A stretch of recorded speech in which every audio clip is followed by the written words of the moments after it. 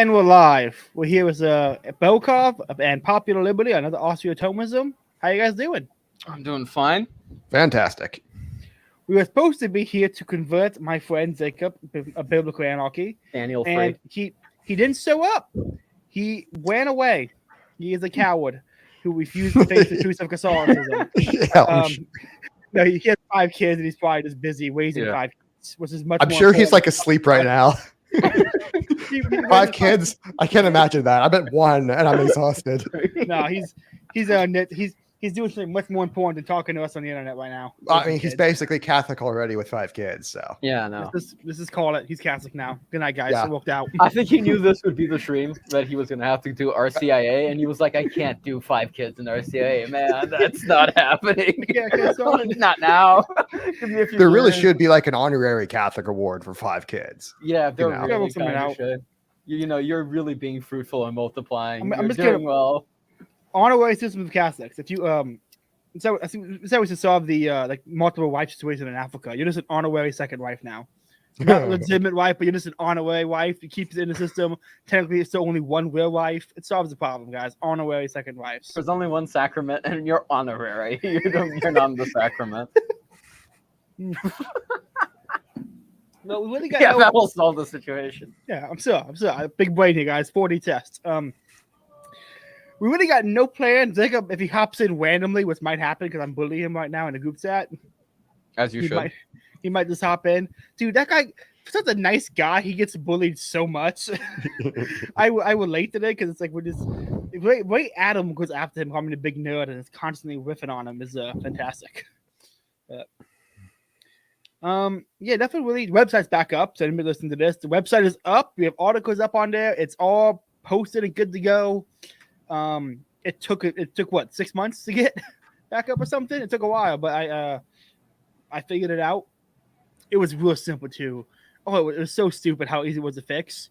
What it was, I had I had accidentally turned off like the automatic update on the plugins, and that was it. I just had to turn it on and it updated things, and then we post it again. I'm like, yeah, Austro Thomism moment. I spent like 6 months just like messing with all the settings, but that one setting. Like, I've never been there before. I'm still, it's fine, and I moved on. And I deleted the website and built it all up again, and it still wouldn't work. And there we go. It's yeah. So what objections have you guys been dealing with lately on Twitter to Catholicism? I think I've been watching the group. I haven't been personally dealing with them. I've been watching the group chat. And I've been watching the group chat deal with them. Yeah, you guys want to talk about the recent happenings in what Hazlitt provoked? Ooh. And their chaos. Should we talk about that then? Insane. I think that'd be a good one. Caleb, go ahead, pull it up, and so I can find it here. Yeah, because I mean, pull it up. We say the 300 plus tweet thread, all over the place, and there's live reading, guys. And because we're dealing, Ace is involved, so there's like 500,000 quote tweets, and then there's quote tweets of quote tweets. And so it's all, and then there's other people jumping in. Cody and Paper popped in, jumping in. It got so confusing.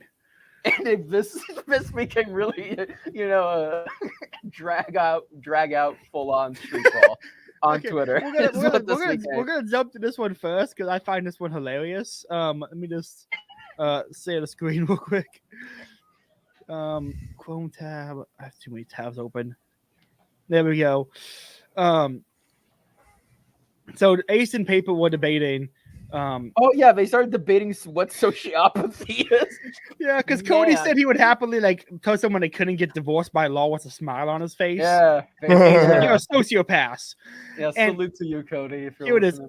It is. Ace said, "Taking pleasure in violence is sadistic and shows no regard for another person as anything other than a tool or a block in their way. Then this furry monstrosity said, taking pleasure causing others pain is bad 99.999% of the time. The other percent is BDSM related. Hazlitt, repent." Awful. Man. Yeah, here's the first one. Here we go. So first he quote tweeted the Libertarian Christian Institute. I forgot that's how this started. Oh yeah, I remember that one. Man. That's- Unbelievable that this is the genesis of all this. Man. I gotta preface this. The Libertarian Christian Institute was the reason I found Christian libertarian Christianity. I thought I was like the only guy for a while, and they were like the second people to ever come on my podcast. So they are good people over there. Carrie Baldwin nothing against them. I've had good interactions with them. Yeah, I disagree with them, but I still think they're good. Like I disagree with Carrie on quite a lot, but I still think she's like debating Walter Block was like my moment was like, okay, yeah, women can be smart. Well, I mean, like compared to what? You got Walter Block. You got to put that in context. Well, compared to a Jew, a woman can be smart. Well, that's what literally happened, isn't it, Walter Block? That's literally what happened. Dude, injectivism is so Jewish. The baby's not paying rent. It's like it's a baby, Walter. It can't get a job yet. That's what I mean. I've been telling Augustine because he's my baby because he's half Chinese that he in about like 3 or 4 months he needs to get a job at the sweatshop. Be with his ethnic heritage and so he can start paying Walter Block rent. Listen, Walter Block the world. He owns all the sweatshops in the area. I've argued it before, and I'm going to say it again.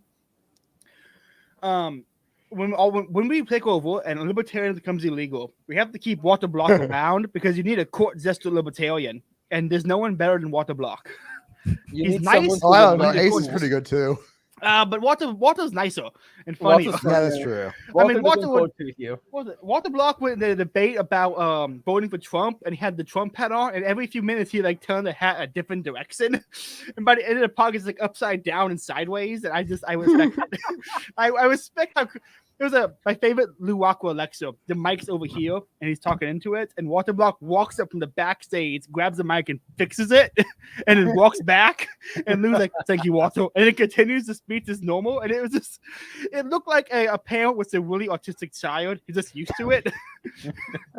And that's how I imagine Lou Aqua and Walter Block's relationship. That I also, the Roman Catholic and the Jew who refuses to convert. Yeah. So it says Libertarian Christian Institute said nuclear family equals private property rights equals don't hurt me, don't take my stuff equals hashtag libertarianism.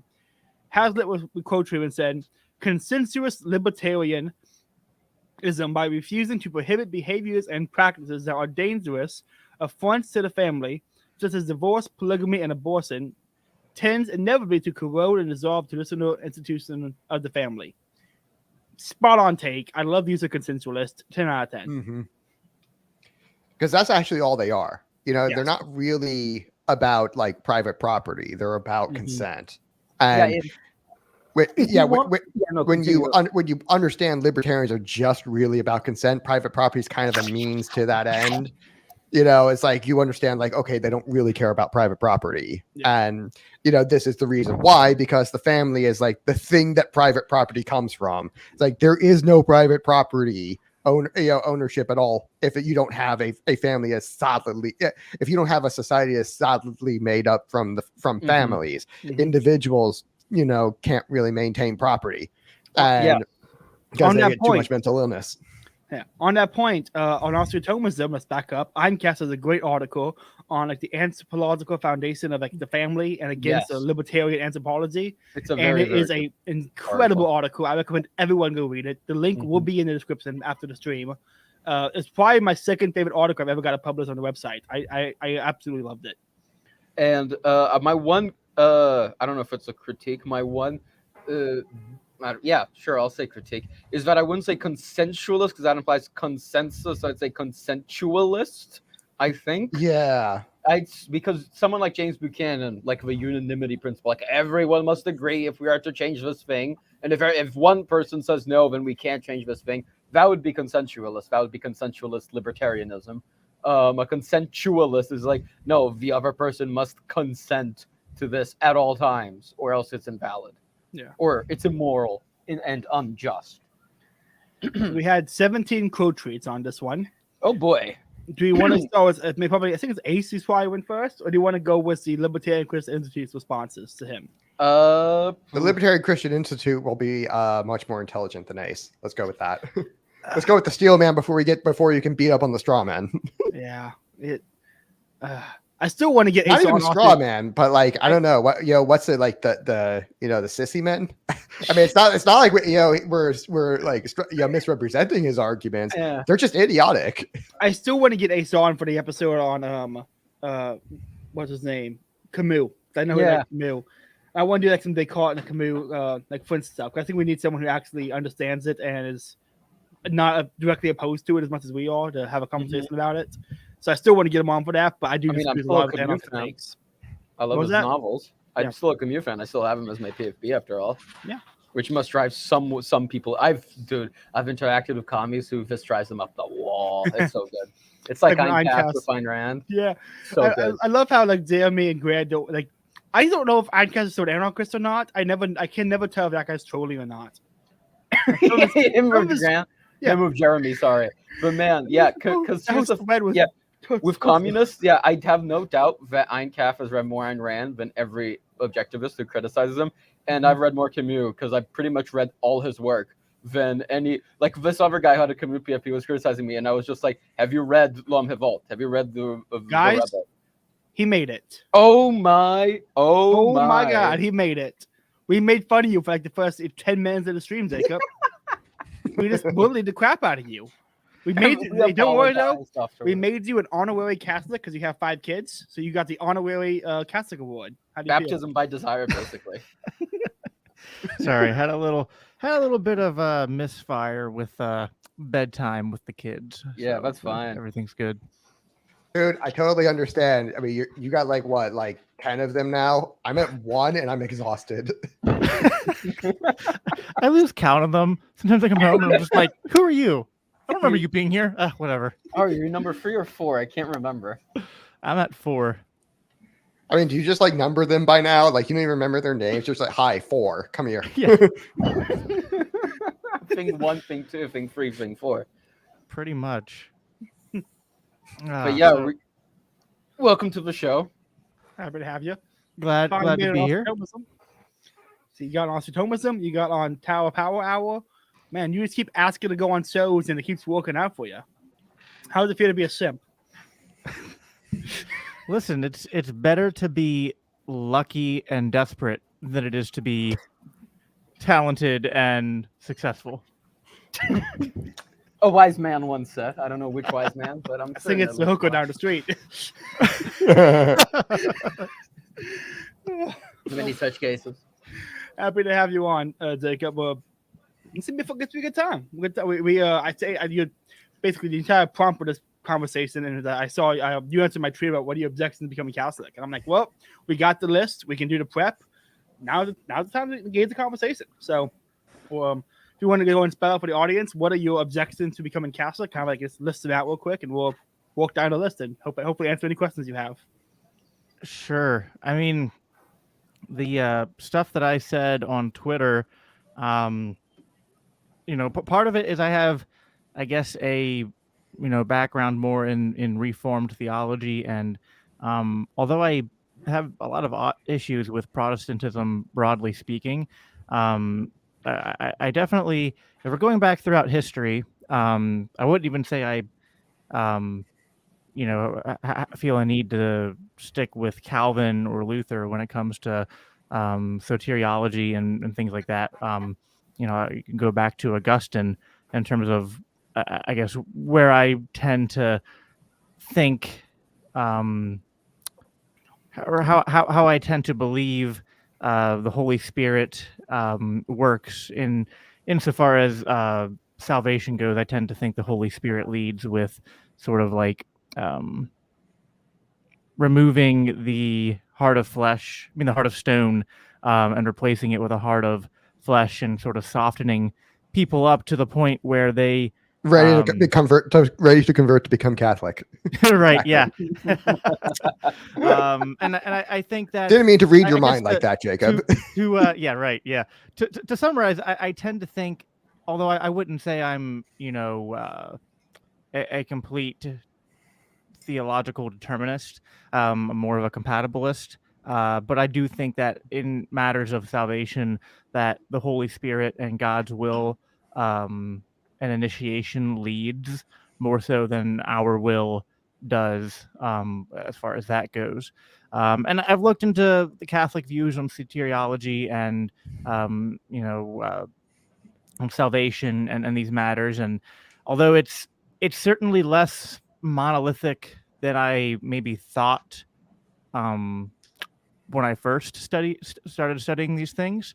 Like I said, you can go back and find Catholics throughout history, really starting with Augustine, who kind of have the same sort of theological views that I have, but it's a bit nuanced, and there's definitely some things there that are not beliefs that I currently have, but I wouldn't say I'm necessarily 100% opposed to. And so that's, I don't know if that's exactly an objection. It's more of a curiosity and a question mark. I do have some concerns over potential idolatry for Mary. I do recognize that a lot of the accusations that come up from Protestants regarding this subject are completely uninformed. And there are still some things that I wish to explore. Specifically, there are some claims made by James White and some other Reformed theologians as to certain things that have been certain things that have been written, certain things that have been believed by Catholics in the past that seem to, if one is going to take the accusations in good faith, seem to suggest a potential for idolatry there. But again, I'm more wanting to look into this with an open mind than I am coming in with a predetermined conclusion. Celibacy for priests was another one. I find that, certainly, again, the objections that come towards Catholicism from everyone, not just Protestants, but from even like atheists and anti-Christians, tends to be focusing on the scandals of the Little P priesthood Protestants. and right. The Protestants and the meta Protestants. That's a good term for them. That's Yeah, actually we were just talking about them before you came on. We were Hazlitt had a really good tweet thread that went exploded basically with a whole bunch of meta Protestants responding to it. Like something Moldbug would call them. That's great. I like it. Right. Yeah. But there is I think to give the devil his due, there is potentially something about the call for celibacy in the priesthood that perhaps creates a atmosphere that is more prone to certain abuses happening than perhaps we would necessarily want or need that to be. And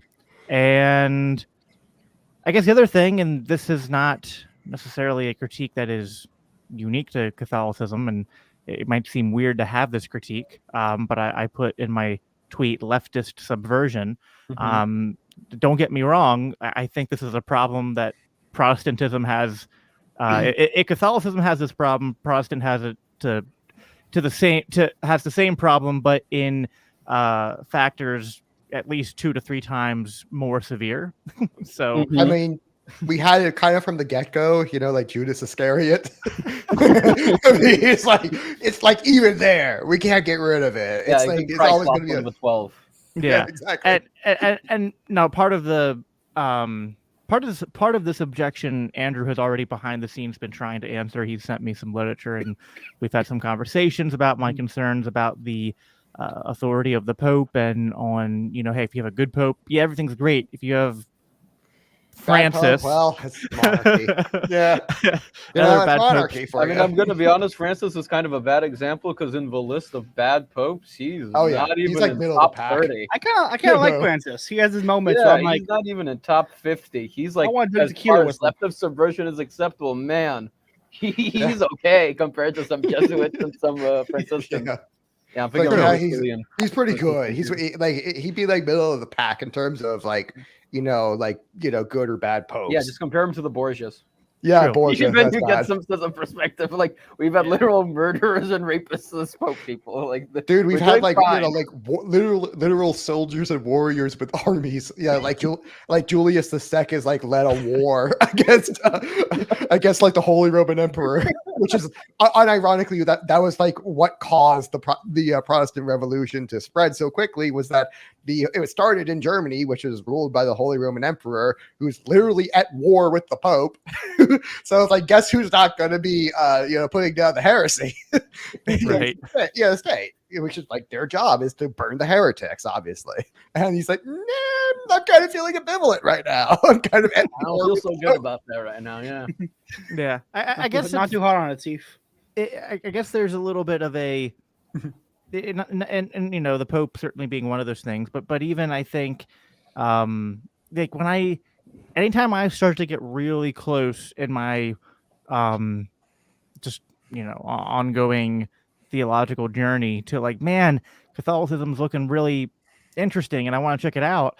And then I look at all the Catholic Church that are within, a 30 to 45 minute drive of my house, including the one that's literally a 10-second walk from my house. I mean, I can throw a football into the Catholic Church that's close to my house from my backyard. But yeah, it certainly seems the options tend to seem, is it overrun by leftists or is it overrun by boomers, or is it both sometimes? Ironic. So the boomers. Yeah. I mean, yeah, listen, I'll take the boomers over the leftists, but it's also, I have a hard time wanting to, like, listen, Protestantism, for all of its faults, there are individual instances where you have a Protestant church that is decent. I have a church that is decent. I have some issues with it, but they're not run by leftists or boomers. And I don't want to, I guess like my concern sometimes is there are many things about Catholicism I find attractive, but I don't want to be forced into, oh, well, the only Catholic churches that are nearby for me to go to are garbage, but I have an obligation to go to this garbage rather than other churches that I feel like are Better suited. Just better suited for my family and their being raised in the faith. There's problems all around, and so I certainly want to be careful to not commit any nirvana fallacy and to expect Catholicism to be perfect in order to be justified in the claims that the Catholic Church makes about its role and authority. And but yeah, I guess part of my concern is some of it's just on particular issues and beliefs, like I just stated, and some of it's just more in that general sense of, what am I being asked to buy into, and what is the buy-in for considering for one considering him or herself a Catholic, and would I be tying some sort of I guess chain around my ankle that I would later come to regret. So I will pause there and let you guys step in with your on the. I'll take the first crack at it. Let's recommend a book real quick. If you're looking to read about salvation, Jimmy Akin's Drama of Salvation. I just say grab and read that book. This is the book on salvation stuff. But yeah, go ahead, Andrew. Take your crack at it. Oh, yeah, I was going to be very sympathetic towards, you walk into a church and it's like a sea of white hair. It's like I can't take that. It's like I feel you there. And as far as like it's like, is it boomers or leftists? Yeah, I'll take the boomers. And because I've had the leftists too. And it's like there was a time for probably a year and a half where I just stopped going because of there's one leftist priest out after another. And it was also a really long drive just to get to the leftist priest. I'm like, ugh, it's just like, I don't want to do it. And it's just like, I feel like it's killing my faith, when I walk in and just hear oh yeah, we need to hear climate change from the pulpit, or, my father was, my current priest was like fantastic. I mean, just absolutely, just a one banger homily after another. Like there's like some very tweetable lines in there as well. Where, but whereas like the former one, I called my dad one time about, what he was, about like, Dad, the priest just gave an excellent homily. Let me tell you all about when it was about after the shooting in Uvalde, and the priest gets up there and he's like, who was at fault? The education system for not teaching him Catholicism, and his parents for not being there. And I'm like, really, really good take. That's an excellent take. Didn't blame. Right. He's like, it doesn't matter. The gun doesn't matter. It's the problem is his education and his parents. I'm like, really, really good. Yeah. And based. And then my dad tells me, Andrew, the priest here at St. Patrick's got up and gave a long speech about it's time for gun control. Like, fuck. It's like, this is awful. It's an awful take. This might be an American thing, because I've been to like 5 churches in Brazil, because we're mostly a Catholic country, so we don't have this problem of if one church is bad, one priest is bad, what happens? Like, no, there's like 10 others around, don't worry. But none of them have talked about political issues. The one time they talked about my city of Rio de Janeiro was in the feast day of our patron saint, and they didn't even mention anything political beyond the obligation of others, caring about the city's health, stuff like that. It was a boomer giving the talk, admittedly, but it was a very beautiful talk. But it was in a certain sense, it was just about what can you do as a person in the city. None of it was political. None of it was like who you should vote for, this party or that, because we have like 35 plus parties in Brazil. We don't have just 2. So none of it was. So this is a very alien concern. So I'm afraid I can't opine here. Except to say that it isn't a widespread thing in Catholicism itself. It might be an exclusively American thing, unfortunately. No, I think that's probably very true. Although one could also maybe say that even with the non-Catholic wing of the Christian church, broadly speaking, that same analysis would also apply. I know many, just in general, churches outside of America who do a lot better job, regardless of what their affiliation is. I mean, my dad was a missionary and to Africa, and when you visit these churches in different countries, or people who have come here from different countries, and you see the way they do church, and they don't ascribe to any particular denomination, or they're not Catholic, but the way they approach church is so different than the way that any American church, whether it's Catholic or not, tends to approach. And so I think that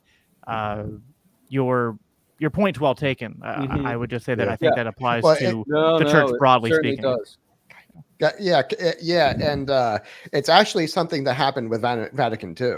Like with with Vatican II, what happened was there was a shift to where, hey, we're not gonna like really have a lot of politics in the homily anymore. We're not going, or at least we're not going to be trying to directly connect Catholic faith to politics that's going on, and we're going to be kind of honoring that separation of church and state somewhat. This is very much the idea in at least Catholics in Brazil. Some like evangelical sects like spread from North America, they get pastors into office because they actually vote for their stuff when they really want to, but that's relatively rare. It's like only a few, if I remember correctly. And so the only people who really ignore that injunction are of course the leftists, because there's all these pastors are leftists, by the way. I don't think many of them is right wing. And there's they might be right wing for America, like they would not allow abortion ever, if I remember correctly. Okay, they're usually not that the far. Abortion question. Yeah, they're usually pretty good on abortion. That's about it. And but also like there's the kind of the anti-Vatican II priests in like the FSSP and the SSPX, who are they will give very based homilies, and I really appreciate that about them, because they're kind of like the left isn't following the rules, and neither are we. And because we don't think it was it's not possible to follow all the rules in Vatican II, because so much of it is just like contradictory. But Andrew, as an American, or maybe you as well, Caleb, what actionable advice can you give Jacob with this worry? Because I really can't opine except saying that, it's not at least he can take solace that it's not a widespread thing, I guess, for all the world. But aside from that, I can't give much help because I don't have experience in this area. I really can't say anything. I don't have kids. It's just me going to church, and so I can tolerate it and just suffer through it. It's you don't have the worry of raising kids, right? Yeah. I just my church is full of like old people who go to like every Saturday they go out to some place in Baltimore and pray the rosary publicly. Like they went to the police department and played there for their safety. They went to the courthouse to pray about abortion. They just do public rosary. So they're all very good base boomers. I only know the only complaints I have about my church is that no one can sing worth a damn, and so it's just like every hymn is just that's the worst. It's just no one sings in key. Everyone's in different pitch. I'm just saying that like suffering is good, Caleb. You're a Catholic now. Submit to this, and that's how I get through it. Well, the issue I have, the issue I have with the issue I have with the leftist Catholics should be obvious. We don't even need to really get into that. For you. The issue, the issue I have with trying to just grit my teeth through the boomer type Catholics that I find are, very populous in my area, is that we're not even just like different when it comes to like our age group and our focuses. It's like we don't even approach our faith in the same way. And I do think this is a growing problem in Catholicism in America, but I think also maybe in Europe too, where Catholicism is becoming sort of what Judaism is to a lot of Jews, where it's like this is more of a cultural thing and less of a deep spiritual thing and an actual belief in the religion rather than just a sort of going through the motions. And this is, if there's any critique from Protestantism towards Catholicism that holds some water, it is the concern that the overemphasis or the alleged overemphasis on tradition and on the rituals and different high emphasis on the liturgy itself can lend towards people doing more of a going through the motions and doing these things out of sort of a like a mindless impersonal. Yeah, exactly. And that doesn't quite move, that doesn't really move the ball. Exactly. Down the field. And it's tough for, and like you said, Caleb, it's one thing to grit through that yourself. I'm capable of doing that if it was just me, but I don't want that from my kids. I want my kids to grow up, around people who are strong in the faith, who love the faith. Yeah, exactly. And they really know what they're talking about. That's right. That's the thing for me. And my advice would be, kind of like, we touched on it a little while ago, but and I mean like in the DMs, where I said, you need a Latin Mass community. Because there's like, if you look at the statistics, it's like, there's like two broad categories of statistics with this. With Catholics, it's like those who go to Mass, weekly, how they vote, how they understand the faith. And like the more they go to Mass, generally they really understand the faith, and the more right wing they will vote on pretty much like 3-to-1 average. And they'll vote like 3-to-1 right wing. But if you go to like a Latin Mass community, it's like, if you ask them like, hey, what does the church teach on abortion? 99.5% of them will say, yeah, we are ardently pro-life. Abortion is murder. And it's like, I don't even know who the 0.5% is. That's like, what statistical margin of error? Yeah. It's rounding error. And, and it's like, and they can tell you all about, what some 95-year-old grandpa who misheard the question.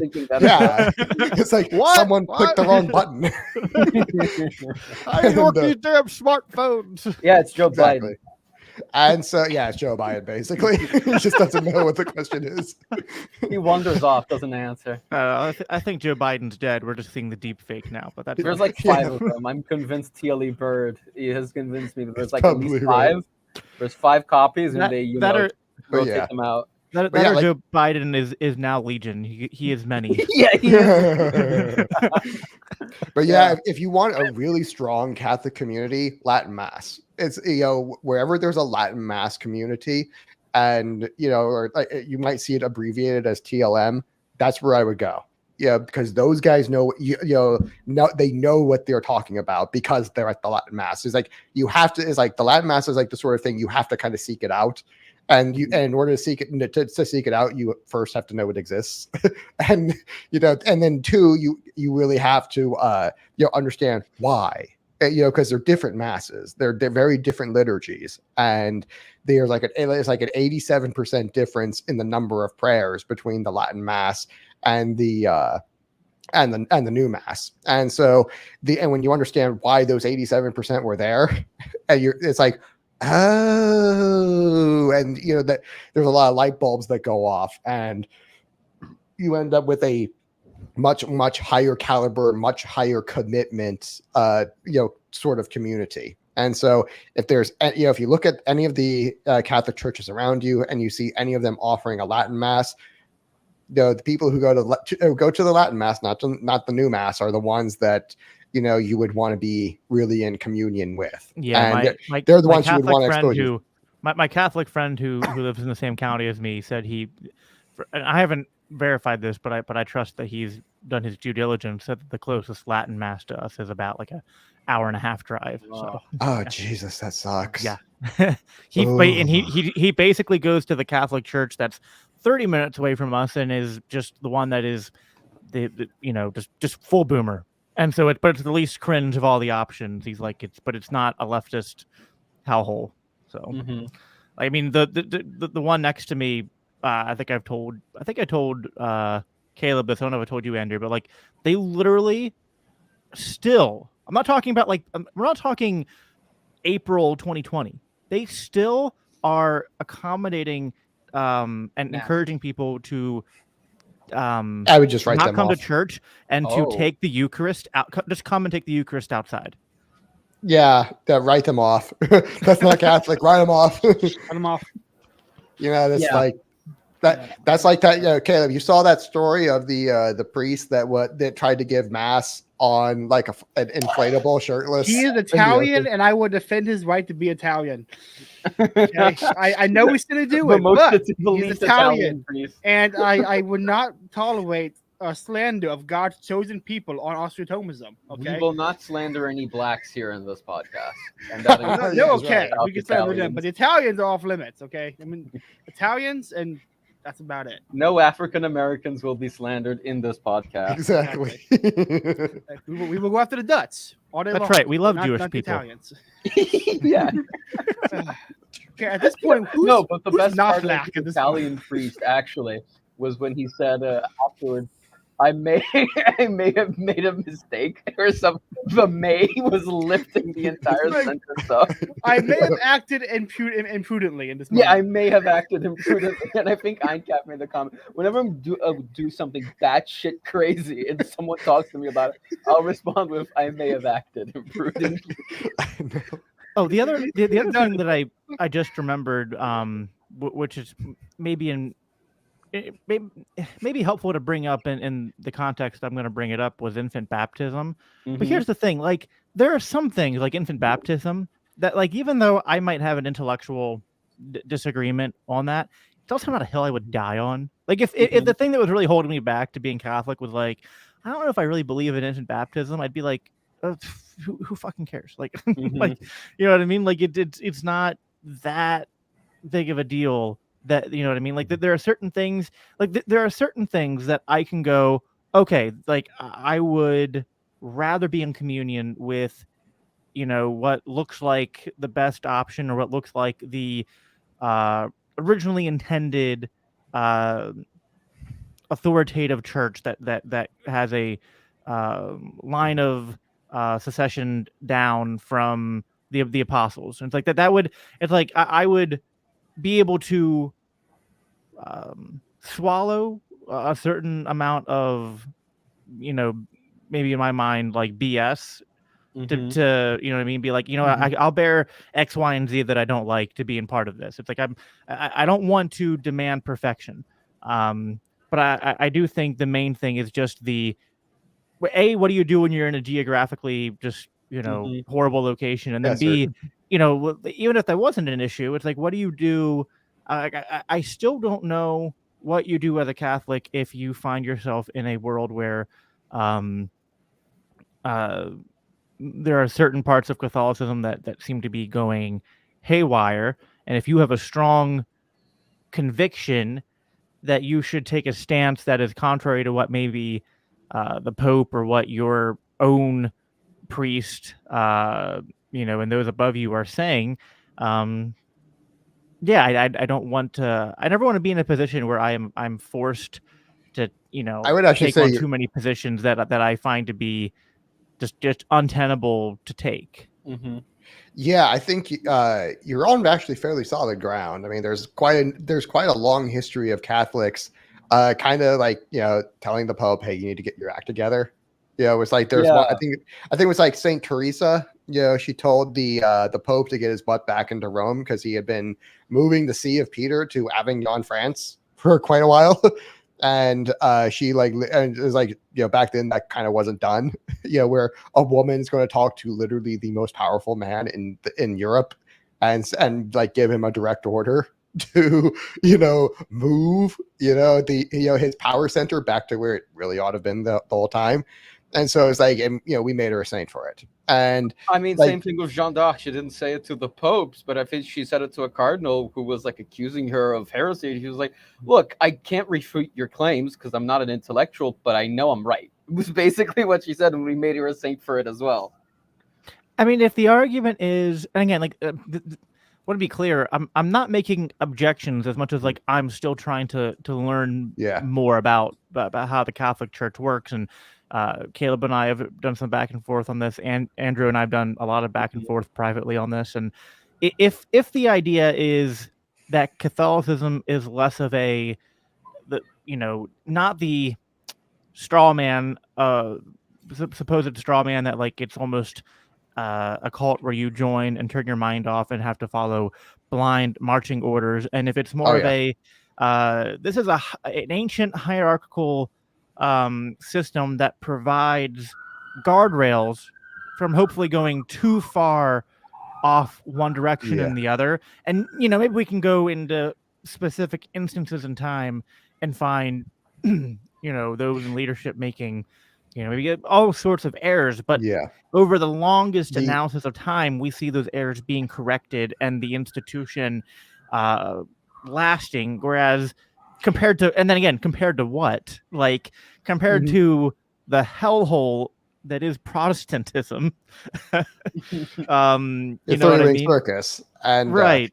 And then it's like, if you reject Protestantism, you're sort of left either with you're left with three options. It's either Catholicism, Orthodoxy, or you're a church of one, which is just like, well, you've rejected Protestantism for super Protestantism. Mm-hmm. And I don't know. I'm not that arrogant. See, there's a lot of people in the, who have like maybe the same blend of theological and political presuppositions that I do, Christian libertarians and anarchists, who like that's where they come to the a crossroads where they go, wow, evangelical Christianity in the West is awful, just fucking awful. It's like, yes.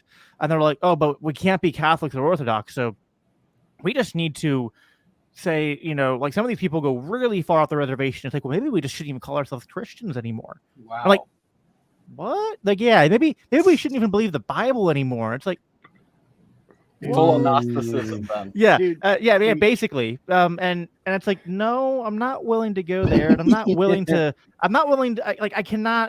I could never be so arrogant as to think that's like, I'm the only Christian that has it right. You know what I mean? It's like if I end up on it's one thing to maybe say occasionally you might be in a minority, right? And be right. But if you're in a minority of one, unless your name is Jesus Christ, yeah, you're probably one man in history who was no mere man could say right. It's like unless you're I going to think compare, unless you're going to make that lofty comparison, it's like maybe there's something wrong. So I can't go there. So I'm left with Catholicism and Orthodoxy, and there's things about both that I wrestle with. But I do think the one thing that pushes me more towards Catholicism is the fact that we do have real authority. well, yes, and it's like there's an actual attempt to reconcile faith, tradition, and then with reason and philosophy. Whereas with Orthodoxy, it's just like mysticism. Yeah, and that's just not me. Well, logic and reason, that's a very Western mindset. You know, we don't really do dialectics, or I we don't do reason. Paradoxes are okay. And, I know you're just being sarcastic, but the urge to kick you from the stream was so strong just for hearing that. That's a Western concept. Get the fuck out of here. I know. I'm not dealing with this. No, the West is the best. Screw off. Well, I'm not doing this. I think what I told Andrew in a text like a couple weeks ago, I was like, man, if there was like a Western Orthodoxy, that would be where my sweet spot would be. You mean Eastern Catholic? Right. Yeah. It's like, yeah, we have that. It's like, just cut the baby in half. Eastern Catholic. There you go. Byzantine. That's where you got to go. And I think you hit the nail on the head right there, because I think that it's not just that we have an authoritative structure. It's not just that, we have 2,000 years of tradition and real guardrails, but when you actually see how, in practice, the Catholic Church will deal with, a real doctrinal question, are we going to baptize infants? And you go to the Council of the Carthage, where Augustine was at, Saint Augustine, and and you can read through and you can see, they've really thought this thing through. And you can see the back and forth debates. You can see the you can read the canons that they've written, and you can see that they really are hardcore logic and reason about this, and they've thought this thing through. And they're not just blind faith and we're going this direction. And that we Catholics don't do that. That's a more Eastern mindset. With infant baptism, the way Augustine was talking about it, it's not so much that, it's the baby has the guilt of original sin. It's that, there's a stain. The official word is stain of original sin that needs to be removed. And if it's not done, it really falls on the parents. It's really the parents' fault. And he points the finger not really at the baby, but at the parents for, you had an obligation as their parent to, wipe this stain away. You wipe your baby's butt. And it's like if you don't do it, you're a bad parent. And that kind of falls, that guilt for not doing so kind of falls on you, not so much the child. And so you can see that, hey, he doesn't quite go as to say is, we're not going to say, hey, the baby is going to hell because it wasn't baptized, but we do say, his salvation, the salvation is in jeopardy for all souls who have not been baptized. Yeah, we basically say we don't know. There were no means of efficacious grace, though we can know. But God can do whatever He wants, so we don't know. And we kind of trust Him to be fair, it's a baby. And right. But the point of that is that he's at the real guilt for not baptizing the baby doesn't really fall on the baby; it falls on the parent, and that's something you're going to have to answer to God for. And all things assumed, and so that's the so and you can really see stuff like that. They've thought this through. And they've really looked at it from every angle, and they've debated all sides of it, and they came to these conclusions, and they do that with every single issue. And that's where that's one thing that really gives me a lot of confidence in the Catholic Church is I've read these councils and these fathers, and you see how really these guys were intellectual powerhouses. I mean, these it's one Aristotle, one Plato after another. And in the church fathers, and so it's they really go out of their way to reconcile faith and reason in a way that the East doesn't really do, and Protestants kind of think it's impossible. Right, and there's something again, coming from more of a reformed background, there's a heavy emphasis that I think that I still think is true, but I think is incomplete. The idea that God is as sovereign is always in complete sovereign control over the destination of a soul, and if an individual will be saved or not. And I do think that's true, and I don't think that man and his will can thwart God. But then there's how does God choose to act? And God doesn't really choose, or at least prefer in most cases, it seems. I think this is bore out in Scripture, and I think Catholics make strong philosophical arguments for this on top of Scripture.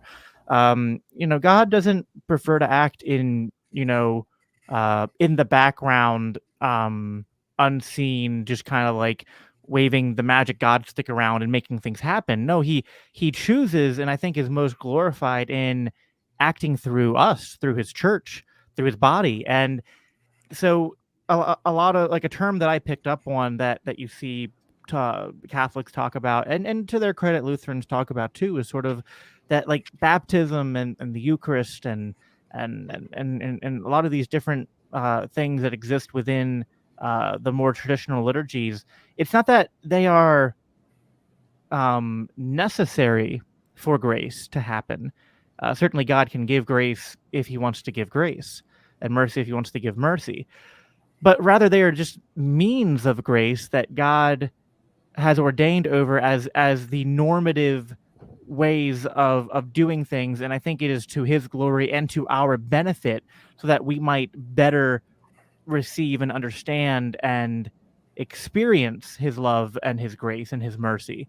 That doesn't mean that people who go outside of those normative paths are necessarily doomed to hell. It just means that's not, it's kind of like taking the back roads to the kingdom of God rather than the nice highway that God has built for you. You know what I mean? Like, you might not be judged, but it might be like, why are you making it so hard?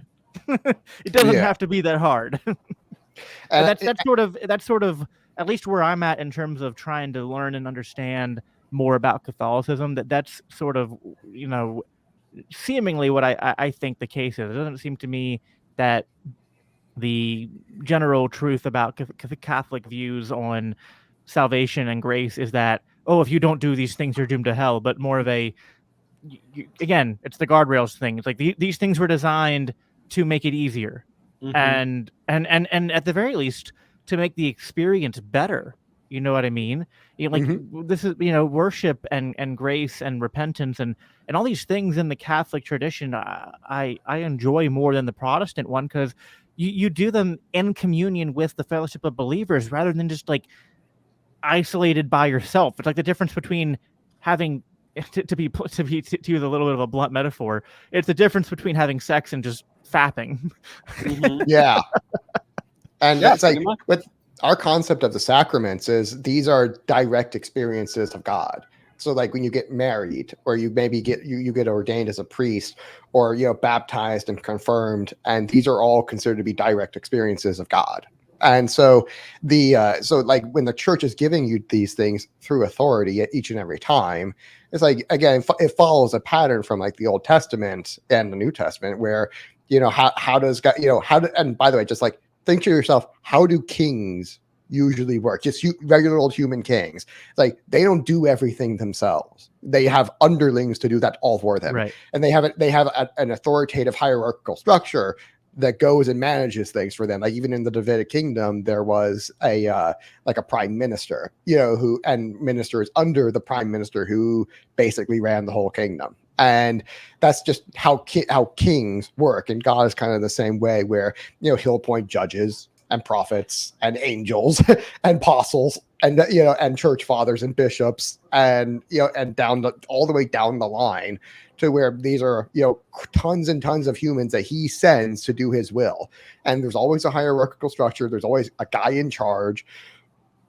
And you see like this is a long pattern of behavior, with him, where it's kind of unbroken. And nowadays you still have like that unbroken hierarchical chain that starts all the way back in the Acts of the Apostles, where it's like, okay, Judas is dead. What do? We need another apostle. So it's like, all right, we're going to go into roll lots, and we're going to pick a guy, and they came up with Matthias, and that's apostolic succession right there. Right. And so, and you can have like the path that Saul, later Paul, took to salvation. That works, right? But is that normative? Is that what do we want? You know what I mean? Like, it's no. Again, and like I remember listening to and I know sometimes people have issues with Bishop Barrett, but I remember him talking about this as well in one of his podcasts I listened to, which was like, there's even an argument in Catholic tradition that there are people who not only who are outside of the Catholic tradition, but who might be based on geography or life experience outside of even just like a normal Christian tradition, but that God still extends grace to. And this isn't to be confused with some sort of Unitarian universalism or anything like that, but just more of a what I think is actually a honest intellectual recognition of God's sovereignty, which that triggers Calvinists. I never understood that. It's like, wait, no, if God is sovereign, then like he's fucking sovereign. And you know what I mean? Like he can make rules and say this is normative. But if there are certain people who he extends grace to outside of that, like, are you going to tell him he can't? Good luck with that. I mean, it's like an just God, who can give everybody an individualized bar of justice. It's like he understands.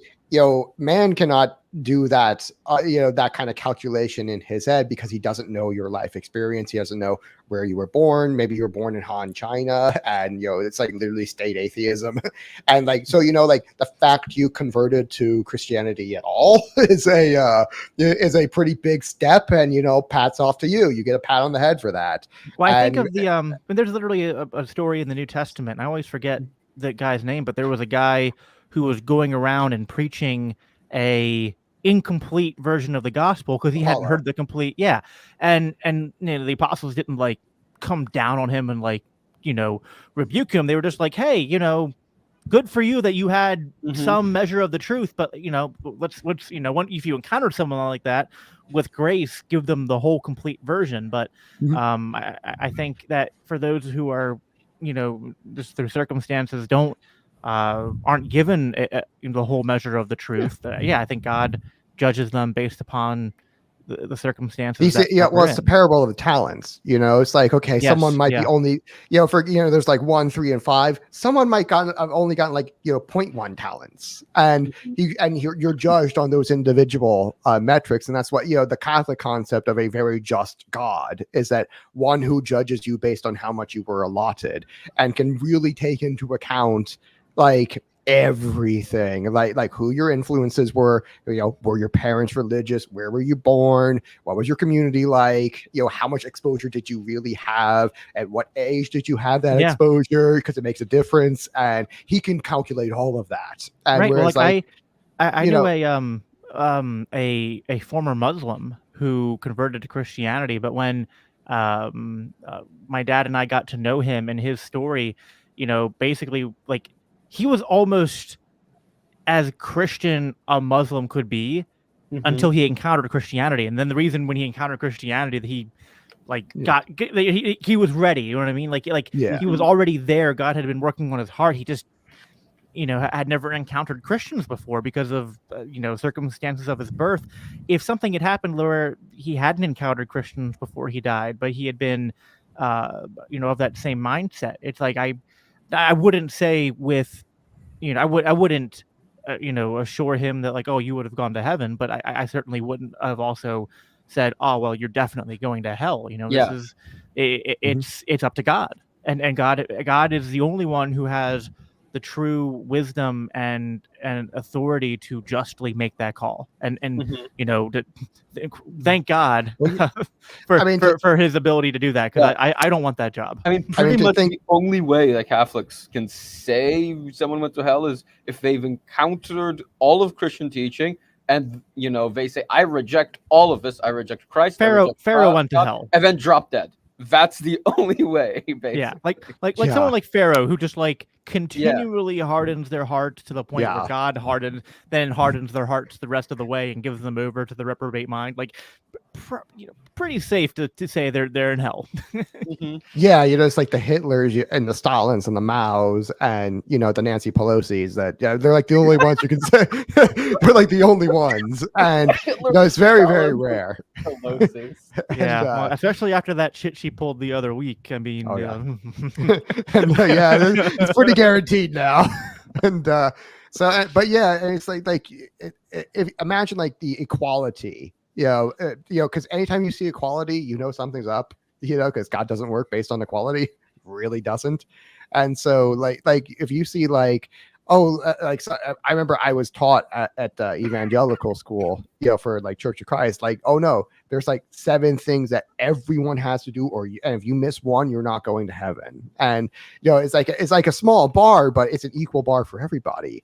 Like that doesn't seem fair, It's like, and in your mind, like you can trust that a just God is going to take into account your life circumstances and give you an individualized bar to say, did you really try? Did you move towards me or did you not? Because I mean, the Bible also says that, in the beginning, the law was written on man's hearts. So it's like, and like the psalmist says, my heart and flesh cry out for you, oh God. And you can also see in I think it was Psalm 19 where that was Psalm 84 and Psalm 19 where he's like, the heavens declare the glory of God, the firmament is obviously the work of his hands, and he rhymes that idea that you can see the nature points you to God with, and your laws are just. So you can see that, okay, there's clearly a creator and he clearly has just laws. And if you're even like just looking at nature, just trying to use your brain even a little bit, you can see pretty clearly which way you should be going. And if you're not going in that direction, it's like you have to take every little thing into account. And and some people have it much harder than others. Like a person who grew up in a leftist family is all fucked up and degenerate, and like they're going to have a much lower bar than someone who grew up in a Christian family. To steelman the Protestant and maybe especially like the Calvinist concern, the idea is like, oh well, if we aren't just like black and white with these are the things that lead to salvation, and if you don't perfectly meet these things, then we can discount you. I think the concern is sort of like, are you trying to conform God to your own sensibilities and define justice and fairness based upon your own emotional desire to like not see people go to hell? And to be fair, I think some people do fall into that trap and should be called out for that. But I think that the Catholic approach, maybe not perfectly, but I think to the best of the ability over time, seems to be to not make demands of God, but rather to just say, we can imperfectly learn more about God's nature and trust that God is fair and use our capacity of reason to make more or less probable assumptions about what God's fair nature includes, but threading the needle to make sure that we're doing that without demanding God do certain things. And I think for the most part, the Catholics that I have watched who talk about these things do a pretty decent job of threading that needle. So, I mean, there's 3 options you've got with Christianity. One is mysticism, second is idealism, and the third is realism. And I'm guessing you can guess which of the 3s are which. And like the Catholic is the realism. Right. And so people with a more, realistic temperament are going to be naturally very Catholic, whereas some people with the more mystical temperament are going to be a lot more Orthodox, and people with more idealistic temperaments are going to be a lot more Protestant. And because those are the underlying kind of archetypal personality types that underlie each of the 3. And so yeah. so what you're talking about here, where it's like, they're taking a what it is like the Catholics are taking a very realistic view of this is probably what's right, and we can use logic and reason to kind of see through and make really good educated guesses on what we really think is going to be right, and we trust that we're guided by the Holy Spirit, et cetera. And continue those guesses and those and make that an ongoing dialogue that happens over years and centuries within the the guardrails of the Catholic tradition. Yeah, and I think that religion, essentially. Right, exactly. You participate in the form of the good, the true, and the beautiful, which is essentially God. And one of the pillars that's fallen down, I think, for the most part recently in my mind, as far as resistance to Catholicism, was actually something that took place in real time on Twitter, like a few weeks ago when I was debating Matt, and then Andrew stepped in a little bit, Matt Erickson, and then Andrew stepped in a little bit because, I've always been a sola scriptura guy, and that was also a resistance to Catholicism because in my mind it was, oh, well, I don't want to submit to an authority that just through a sort of fiat says this is how we interpret the scripture. It's like, okay, but if they get it catastrophically wrong, what do we do about that? Like we have to have some grasp on being able to read the scriptures and trust that the Holy Spirit will inform us when someone's trying to feed us some bullshit in terms of, try to like, oh, actually abortion's okay. Or actually homosexuality is, it's like, okay, no, like if a priest, a Catholic priest or the Pope came out and tried to say that homosexuality is biblically justified, like, I don't want to be, as a Catholic, be like, oh, damn, I guess I have to, go along with what they're saying. At that point, there would be a council called to call this Pope a heretic. At that point, is like there's going to be a council, and we don't have a mechanism for like accusing the Pope of heresy. We need one, and that's probably going to be in the next council. And it's probably going to come. And that's what. So like our conversations then after that have kind of shown me that it isn't really through fiat that these things happen, and actually. The thing that I'm arguing for, like I'd always argue for sola scriptura in a sense of like, because the problem with sola scriptura is, well, whose sola scriptura, right? Yeah. Is it the Methodists' sola scriptura? Whose Bible? Right. Is it yeah. the Catholic Bible or not Bible? That too. Or the Orthodox Bibles, plural, because they don't have one canon of scripture; they have several. Right. Is it the Which side of the Orthodox Church that's shooting at the other side do we trust? Exactly. And so the concern, the way I was looking at sola scriptura was, okay, well, it's hard to have a grasp onto what the perfect interpretation of Scripture is, but that the mechanism that we should do as the church is a dialogue using reason and going back and studying the ancient Greek and, sort of a check and balance system through that sort of ongoing thing to make our best approximations over time for what the most probable interpretations are, and discarding the ones that are incredibly improbable. And basically what it seems like, what it seems like is that that's basically what the Catholic Church does. Mm-hmm. I mean, councils are, continue, sorry. And then once I realized that, I was like, so wait, that's actually better. Because the problem is when you do sola scriptura within Catholicism, there are guardrails and incentive structures that help keep you in your lane. Mm-hmm. When you do that in Protestantism, you get this. Gestures wildly everywhere. Yeah, there's just like biblical anarchy behind you. I mean, there are many disagreements between famous Roman Catholic thinkers, but none of them, or at least the famous ones, weren't heretics. They have many guardrails. Essentially, okay, this is heresy. I'm not going to touch that. But beyond that, Hansus Balthasar has a very optimistic interpretation of salvation, the Dare to Hope theology. There's people who have, much more pessimistic interpretations of salvation within Roman Catholicism. But as long as they don't cross a certain line and say, I know this person is going to hell, I know this person is going to heaven, without the church stepping in, without the church's authority, then they're fine. They can have these discussions, and we shouldn't demand conformity unless there is a council and dogmas are placed there. Right. And There is the thing I also love a, about the thing I love about the Catholic Church is that a lot of the leftist tropes are actually true, but only within Catholicism. Like equality is complete bullshit. Unless you're a Catholic, and then it's like, well, within the world of Catholicism, there's a hierarchy, but we are all equal insofar as that like we are Catholic and we have that common identity. Mhm. And you know, diversity is our strength. Well, and multiculturalism is our strength.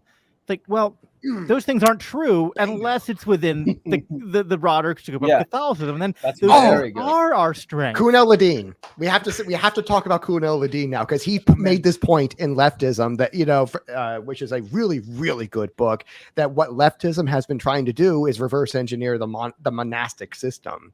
And they're reverse engineering the Catholic Church, like common uniform. That's so they all have that gunny suit that they're going to be saluting dear leader, Pope or Abbot or something like that. You know, as all equal distribution for everybody, which really works in a monastery, doesn't work at all anywhere else. And you know what the main difference is? People choose the monastery. They don't choose leftism. So there's it's the consent dynamic right there that the leftist is rejecting, and unironically, but you see that over and over again, like this point you're making about how all of the leftist tropes actually tend to they're wrong everywhere except the Catholic Church. And Right. this is the reason why, is that, you know, they're trying to reverse engineer. They're trying to be Christianity without Christ. Yeah, by Christianity, I mean Catholicism, and they're trying to. And Kuhn el-Ladin makes this point repeatedly, and at length in his book Leftism, which is really, really good. Yeah, continue. I was just going to say on the multicultural thing. Well, look at the difference between the different monastic sects and the different orders. I mean, a Trappist is not a Carthusian, who is not a Jesuit, who's not a Dominican, who's not Franciscan, and with so on, who's not a Carmelite, and so on and so forth. And Jesuits aren't even Catholic. Mostly, I'm kidding.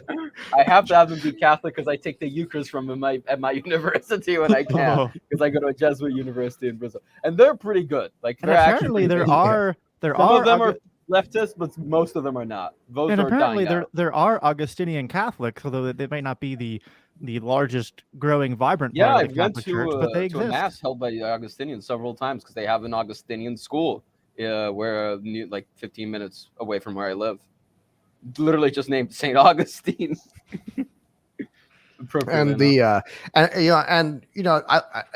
I really like that in Catholicism you do have like these reconciliation structures to where it's like you're allowed to have some disagreements, and then, you know, if they get far enough out of bounds, it's like, okay, we can have a council that will hopefully bring people back into line. And that's actually happened like several times, where we had like a heresy in the 7th century called monothelitism, where they were teaching, oh, Christ only has one energy, not two, and that just means they're trying to backdoor in Nestorianism or something like that. And at the council there was like two main like heresiarchs, they're like the author of the heresy, and one of them actually came around. He's like, I might be wrong about this. And I think everyone else has a really fantastic point. And then there was another one who was like, no, I'm going to double down on it, and I'm right. And he got excommunicated. The other guy came around and was like, I was wrong. It's like, I've been disproven. And, and even at these councils, they'll break them up over a few years. So they'll have one session. You get like 1 or 2 years to really sit on it and think it through. You have another session, and then like another 1 to 2 year break, and you get time. Like, you get a lot of time to really sit and think about what the other side said, and you can come around on it. Like, it's not like it's not like you're being put on the spot where you're given 10 minutes to really repudiate everything you believe, like, because that's not really fair. Like, you need some time to sit and think and be by yourself and meditate on it and come to the conclusion that you might have made an error here, and you might need to walk that one back. Right. Or the other thing is, like, as much as I enjoy bashing Martin Luther, there are certain things that the reformers got right that the Catholic Church later conceded that they got right and changed. And I wouldn't be able to. This is something that Bishop Barron talked about, and he mentioned a couple of the things that Martin Luther said that So then the Catholic Church are. I remember the thing you're They thinking were like of, disciplinary things. the thing you're referring to. I think it wasn't necessary that there was a agreement and change. I think it was more like, no, you guys phrase it in a way where it is compatible. It's kind of like the essence energy distinction in Orthodoxy versus divine simplicity. It's more like, no, these aren't opposed. That's actually what the points Dominican makes and Roman Salvation is like, no, there's actually, we're not as far apart on salvation. We just use words differently. And so it's like when a Catholic would say, faces that will talk about works in salvation, that means something very different to a Protestant when a Catholic says it. And so it's not like that they were the Protestants were right. It's that there's a language barrier that was occurring. That really is like, we're not that far off when you actually get down into it. No, but it seems to be a lot of things where it's like, okay, no, let's just talk it out and not kill each other for 5 minutes. Also, okay, we're actually in agreement here. Something people forget, I forget the number of them, but Luther's, is it 95 theses? Yeah. So like that, when he nailed them, the Catholic Church accepted over a third of them, says, okay, we think about 1/3 of them are true. Let's talk about the other 2/3. And then Luther threw a hissy fit and set the Western world on fire. Right, exactly. See, like the most base timeline is that Luther accepts to go, okay, so, I had... Let's call a council. Let's talk about this or whatever. Exactly. And a third of the things, maybe the Catholic Church goes, you know what? Fair point. We should take these into consideration and either, make small or medium-sized changes as we seem fit. The other 2/3, no, these are all retarded, and and that's fine, right? Like, I mean, one of the things that I love, one of my favorite Jordan Peterson sayings is that most new ideas are dangerous and stupid, but some of them are so vitally important that you need them for your survival. And people that like Luther, who maybe, I'm making some assumptions here, but maybe had like more of a temperamental left wing psychological orientation. The people who are very creative, who sort of push against the boundaries. Look, they have their place, I think, within God's order. They are the ones who try to keep the tradition from becoming too stale and too rigid and keep the hierarchies from becoming corrupt, right? But in their generation of lots of new ideas, a lot of them are going to be garbage. You have to be able to sift through them, but then also go, okay, you know what?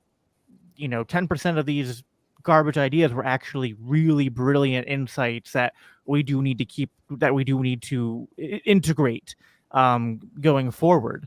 The problem is you need people who have those kind of mindsets to not become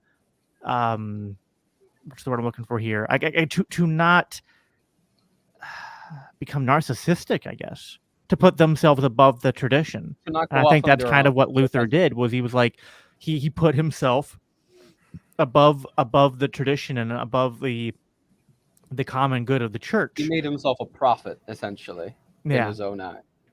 Right. So. All right. So where do we go from here? Is it the confirmation hearing now?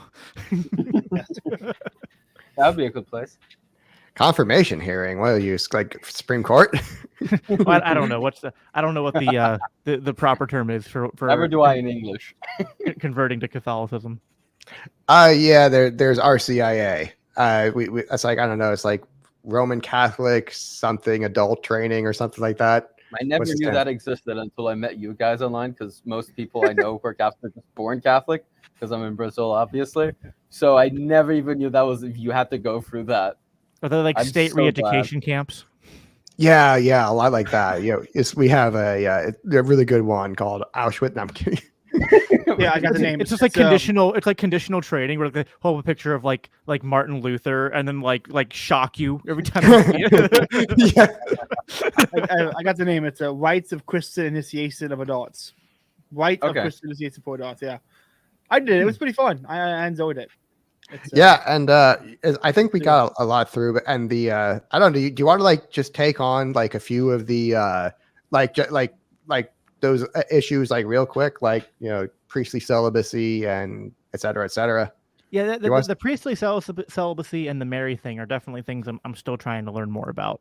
I think the basic argument, like for there's two arguments for it. One's the real one, and the other one's the theological one. See how I phrase that? There's the basically you go back to the history of priestly celibacy was actually the norm when the church started, and the Orthodox kind of stopped doing it around the 7th century, like really like the 6th century is when it kind of started to fall out of favor, because you had Emperor Justinian who was like, nah, I don't really care and I really want to enforce it in the East. And by what was called the Quinta Sext Council, which is where the second Emperor Justinian got everybody together, and he had this brilliant idea that we're going to standardize all of the practices in the church, and we're going to have one set of disciplines for everybody. And, and so he got all of the Eastern bishops together. They all agreed on the Eastern way of doing things. And then after the council was done, they're like, hey, how about we go get the Pope in on this too? And the Pope took one look at it, like, we don't do that stuff here. No, we're not doing that. And so that was the whole thing that prevented it from becoming an ecumenical council. And so, being a good pious emperor, and I say, emperor. Justinian II acted the way any good pious emperor would act, and he kidnapped the Pope and in the middle of the night, and told everybody that he resigned and wanted to go be a monk. Exiled him to the middle of the Mediterranean. Totally reasonable response. Exactly. And but he had eventually he gets to the Pope gets to some godforsaken island that happens to have a bishop on it, and he introduces them like, hi, I'm so and so, the Pope of Rome, and nice to meet you. And the bishop's like, okay, you can't treat the Pope this way. He goes and travels to Constantinople. He walks in, tells Justinian that this isn't gonna work. You can't just do this. And Justinian has a change of heart. He's like, you're right. I made a mistake. I regret kidnapping the Pope. It does. And he takes the Pope. Decisions. He sends him back. Acted a bit imprudently. Yeah, and he takes the Pope. He sends him back to Rome, where he's supposed to be, and then he puts him on trial for false charges and gets him executed, executed by exile. And so it's like, this is like, I read that like, oh, no wonder we went with the Franks. And so anyway, that was kind of the time when priestly celibacy really stopped in the East, because at the Quinta Sext Council, they standardized it to be that in the entire East it's not going to be done anymore, but it was done originally. And the reason it was done originally was it was kind of a anti-corruption mechanism.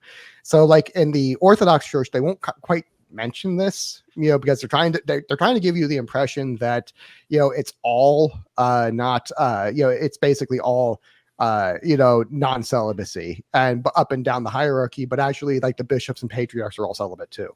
So, and the reason for it is an anti-corruption mechanism, because if you have back then, priestly office was kind of a nice life. It was kind of a good gig. And so if you got accepted, you usually had some real talent and connections. And they didn't want people handing down the priestly office or more importantly church property to their families and to their kids. Particularly your brother, that can still happen, but your son is much more likely to incentivize you than your brother. And so it started as an anti-corruption mechanism, and it eventually fell out of favor in the East just for the priests, and they kept it for the bishops because they realized, okay, if all the property belongs to the bishops, the priest doesn't really have control of it then, and the priest can just be a tenant. But that was like the real reason, is what I like to say. And then there's the theological reason, which is actually according to our tradition, the apostles, once they really took Christ, once they really took the oath as apostles, at that point they stopped having relations with their wives, and a lot of them were married, like Peter was married. And the reason was and it kind of goes back into Marian theology, where, in our tradition, Mary did not get remarried and did not have sex, because she had brought Christ into the world, and to do so afterwards would, unpurify her, something like not defile, but it'd make her somewhat less holy than. I don't quite understand that part of it. How sex does that to a person. Yeah, that's definitely something that's always confused me, because I'm like, well, if sex is part of God's design, and particularly in the confines of marriage, but and it's like, so why would that?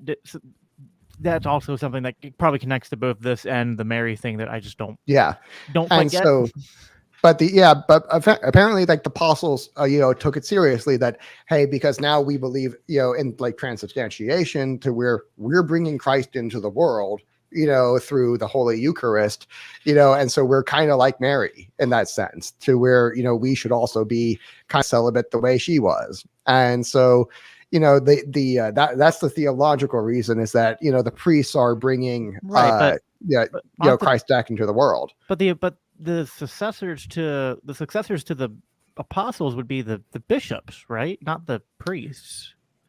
The priests are still bringing Christ into the world. And so it's not just a matter of succession. It's the fact that they're performing the Holy Eucharist, because that's the difference between like a priest and a monk, is that a monk can't say the Mass, whereas a priest does. And because they're saying the Mass, and because transubstantiation, in the Eucharist does bring Christ into the world, that's why they say, okay, the priests too need to be celibate. And because Mary was also celibate after she gave birth to Christ. And so were the apostles after they, really took on the mission of Christ. They were still married, and they were still they often still cohabitated, and by the way, in the West, there was, for a long time, they still allowed priests to cohabitate with their wives, and it just got to be too troublesome. And so eventually they said, okay, no mas, and just no more. And but my Protestant youth pastor told me that we could pray our virginity back. Hold up. Is that still in Protestantism?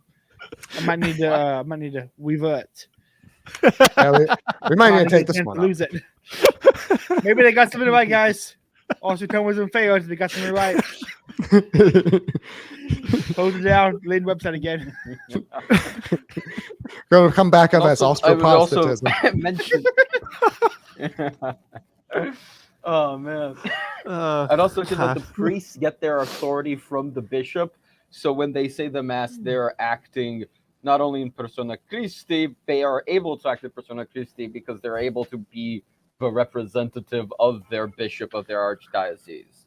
Yeah. In that sense. I mean, listen, yeah. I think that voluntary celibacy, it can be useful in sort of the way that Paul talks about it. But I don't know. It's one thing for me to, it'd be one thing if it was a general encouraged thing. Another thing to make it a hard requirement. I guess that's where I feel like it's, and again, if the justification is, it makes them less pure, less able to bring Christ into the world. It just, I don't know. Well, it's like you're not following the format of Mary. It's like that's the archetype of, if you're bringing God into the world, you need to follow like the first principle that did it.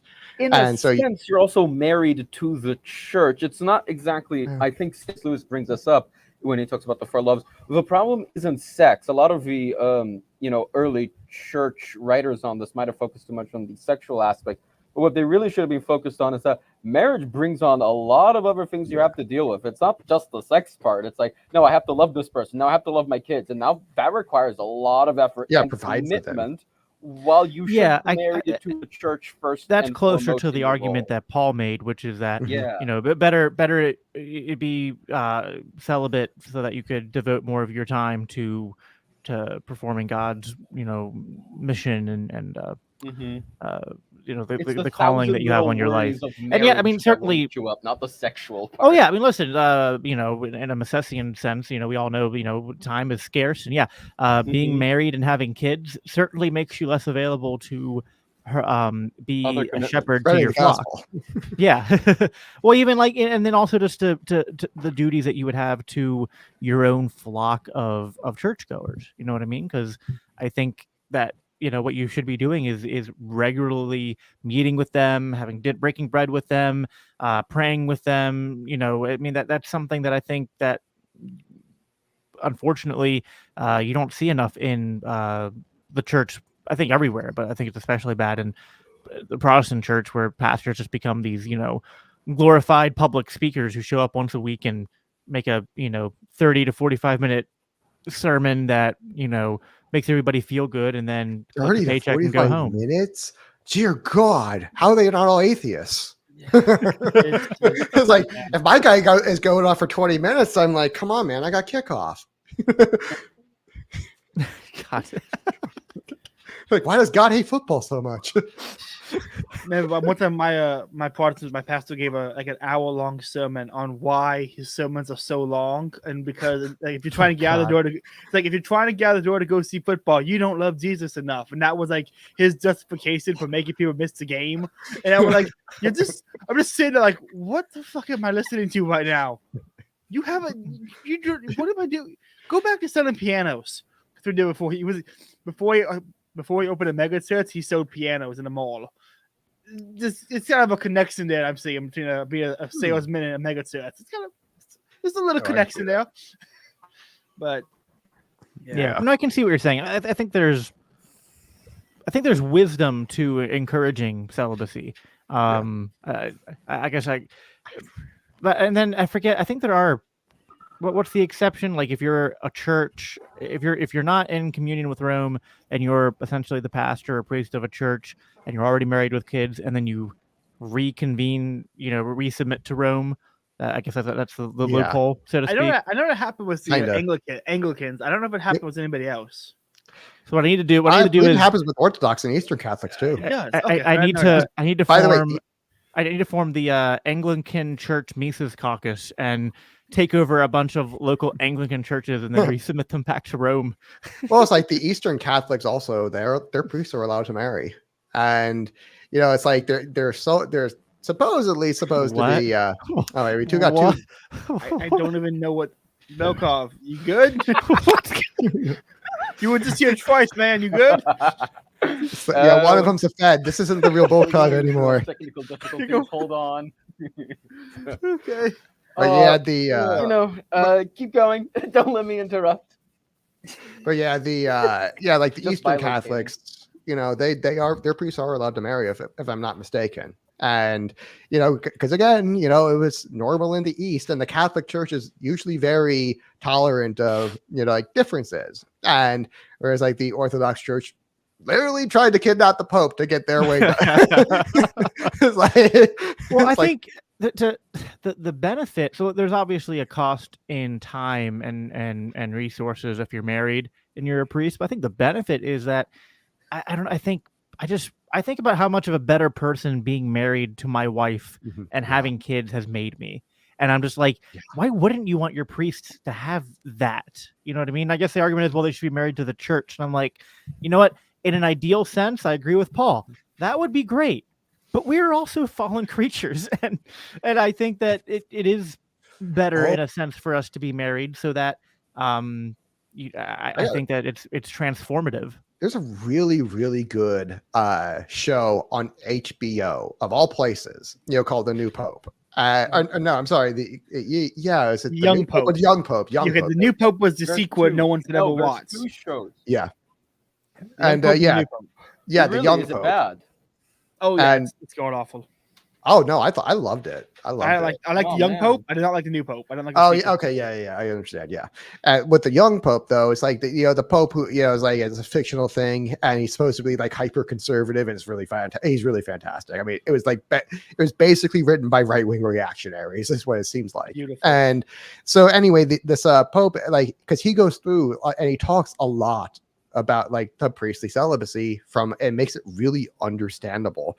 And I think, what is missed a lot is that there's a lot of humans out there who really are not marriage material. And there's like, if you've grown up in a really tough situation, I can like really sympathize that like it can be tough to love people and to receive love. And what do you do with those kind of people? And so, and then you have the eunuchs. Well, it's like, they don't want to cut their balls off or cut their gonads out if they're a woman. Yeah. And, there's like what Christ meant in that verse. Yeah. So really we need to go evangelize trans men to be trans women, because they've already eunuched themselves. So it's like, no, you're actually a man and you've eunuched yourself. And now you're gonna be a priest. Something like that, but like or a nun or a monk. And the idea is you can, by enforcing a discipline that these people are kind of naturally suited to, and understanding that they really shouldn't be pursuing marriage because they're not marriage material. And some people are just ugly. And I'm sorry. Yeah, that's a real thing. That's also another. Sorry, Caleb. No, I know. And I'm sitting here like, you didn't gotta say it, man. I wasn't talking about Caleb. Listen, specifically. I have a. although I at least I Caleb, was at least Caleb informed- shows his face, unlike Bulgakov and Einkath, who are cowards convinced they're hiding both behind their beautiful. avatars. I'm convinced they are both beautiful, perfect men. Listen, I have been informed by my sixes. The sixes told me I was an 8, so You couldn't even. I will accept that. Yeah, I think Caleb's marriage Excuse me, my material. lighting, by the way. Well, thank you for that. I don't think It's so, like but- I think marriage, but it's in the head, not in the You should. face so much. But I'm of the mentality that you're not ready for marriage. Marriage makes you ready for marriage. kind of. Kind of. Just like having kids. Like you're never really ready to have a kid. You have a kid, and God makes you ready ongoingly to have a kid. But yeah, if I could recommend that, just that it's a fictional series, but I really think it really makes you understand the celibacy aspect quite a lot more in depth. Is that what you've done when you've enforced it, and when you're enforcing it as a discipline in the priesthood and in the monasteries, is that you're creating a space for people who otherwise would not have a space for them.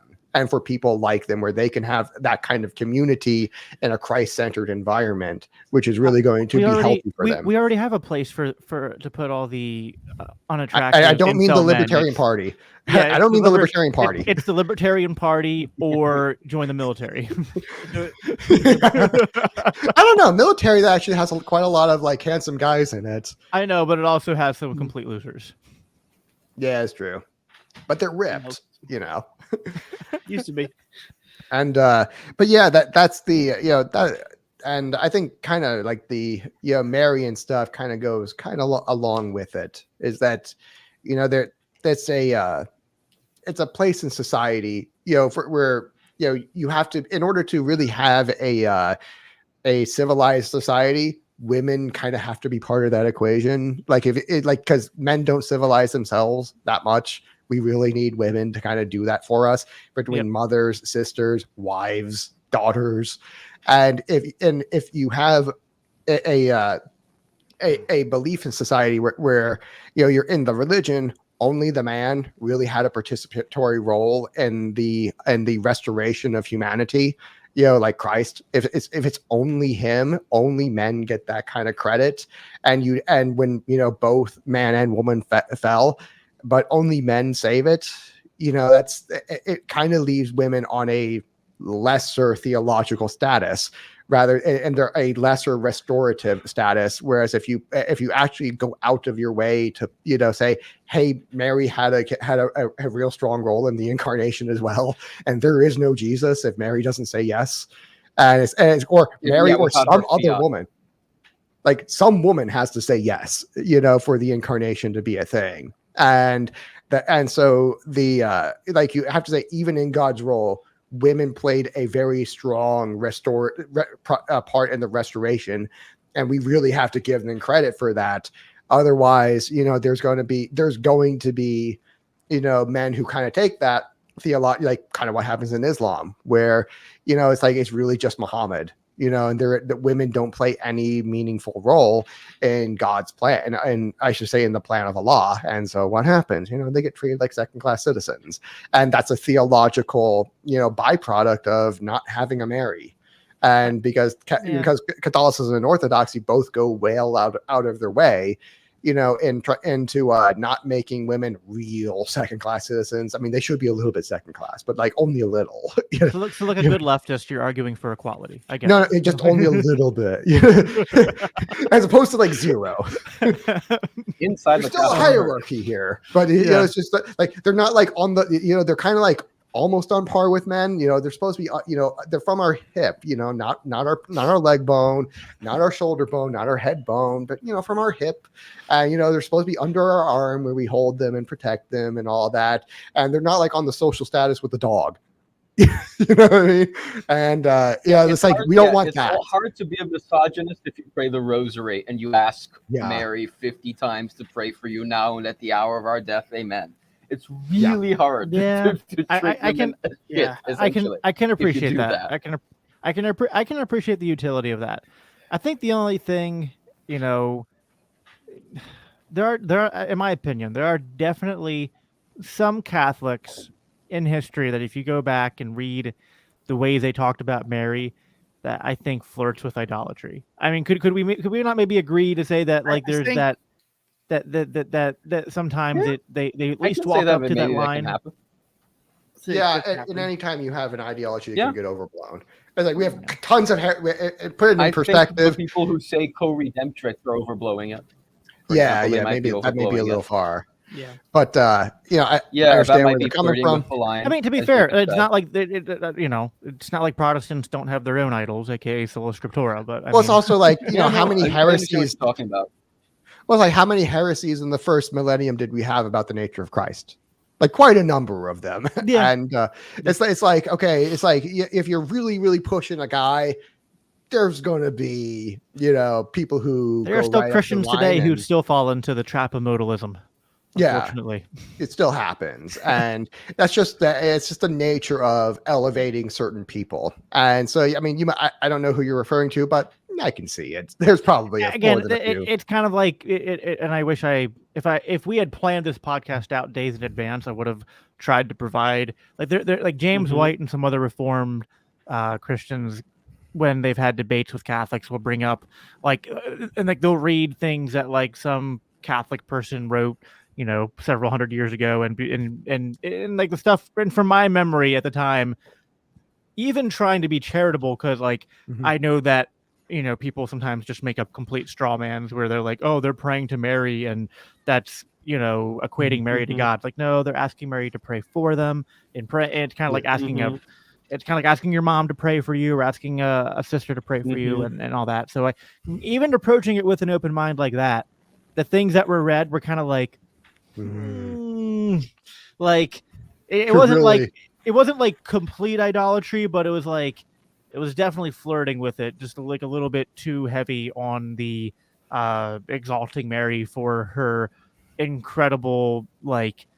It's one thing to talk about her virtue. It's one thing to talk about her purity, but when like they talk about like I've heard some Catholics like wane and wax about how extravagant Mary was and how like God wanted the mother of Jesus to be essentially perfect and the wax and wane about how immaculate and perfect she is. And I think sometimes maybe in that like poetic waxing and waning that sometimes it even if it's not intended to be idolatrous, it can certainly come across that way.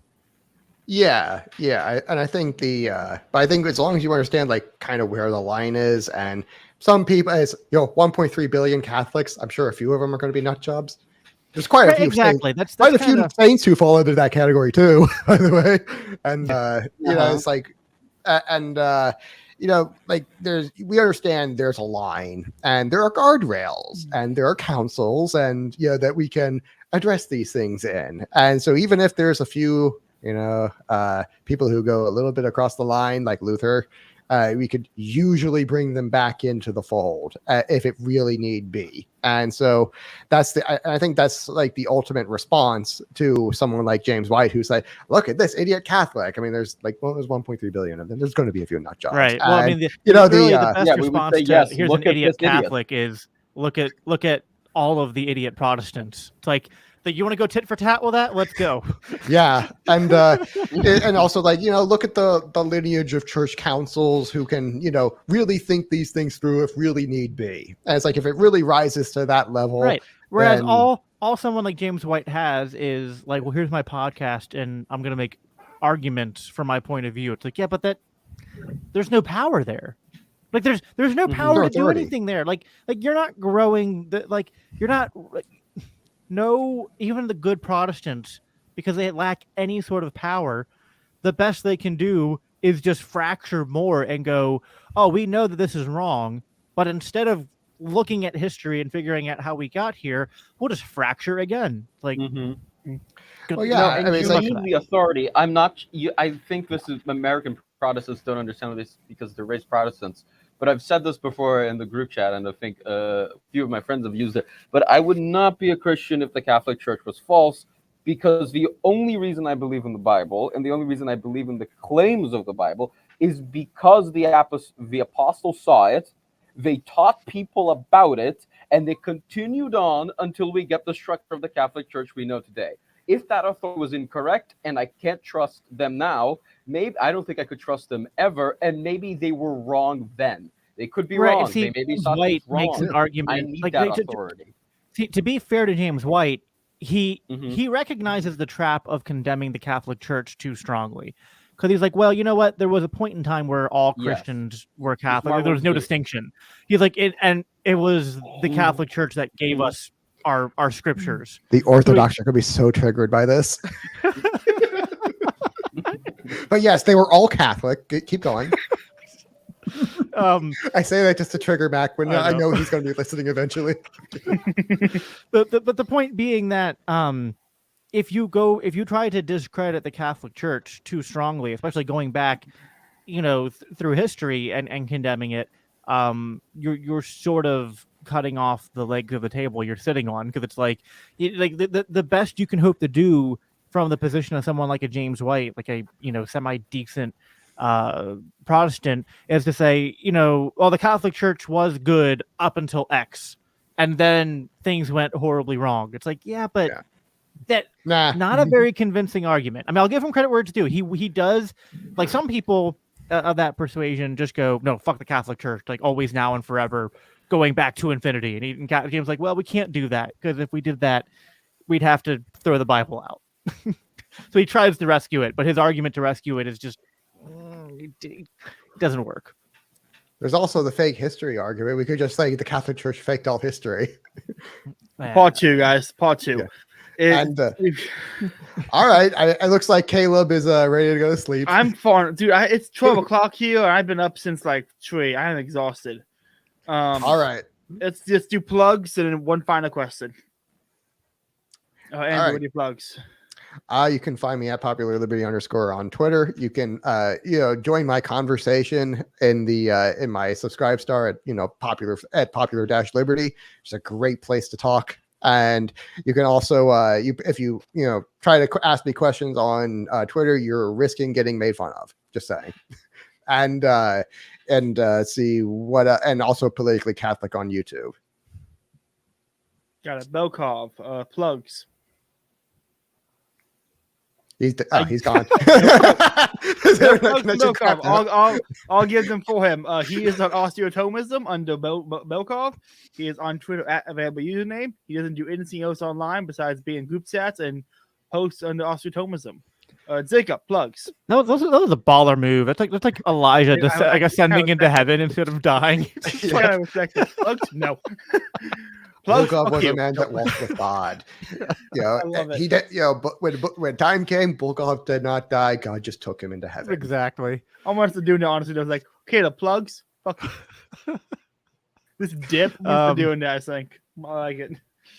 So at Biblical Anarchy, as it says there on the screen, to follow me on Twitter, and if you want to subscribe to my podcast, that is Daniel 3 Biblical Anarchy on YouTube, Apple Podcasts, and all that. Or you can go to daniel318.com. And yeah, that's pretty much it. I don't think I have any other questions. And if you're listening to this more than 3 months in the future, you might want to find him at Biblical Monarchy. Right, yeah. Yeah. Jacob, happily have you on for a part 2 to continue this conversation. Maybe start a little earlier, or we'll start on time or something like that. Actually, my last question, Caleb, is why are you so gay? Well, you see, gay doesn't actually exist, so I can't be gay. That's I think I think part 2 is going to be talking about the Catholic Church theory of property law versus the libertarian theory of property law. I think that's going to be like the thing that pushes him over the edge. It's like, okay, I got to be Catholic because now we can do that on here. I thought we were going to do that on your show, but we can do that here too. I mean, that's definitely this might be a better format for it because there's other smarter people in here than me on that. And so we get Einkath and Bulakov back, and listen, I spent 6 hours walking around knocking doors to get ballot access for libertarian candidates here in PA. And let me tell you, after hour 5, I went, "This is fucking bullshit." I can't think The of LP is a doomed endeavor. This is a waste of time. There we I'm go. going to go home. I'm going to focus on getting rich and making money, and I'm going to buy my local government. And you're going to donate to the GOP Mises Caucus. Zago, I'm just gonna clip that and post that and say Mises Caucus destroyed. Do it. I'm gonna definitely do that one. Okay, this last question my plugs. Caleb Brown, 519 on Twitter, Austro Thomism. This is my channel. You fucking know everything. This question comes from the group chat. Jacob, is it more red pill to be correct on the race question or the Jewish question?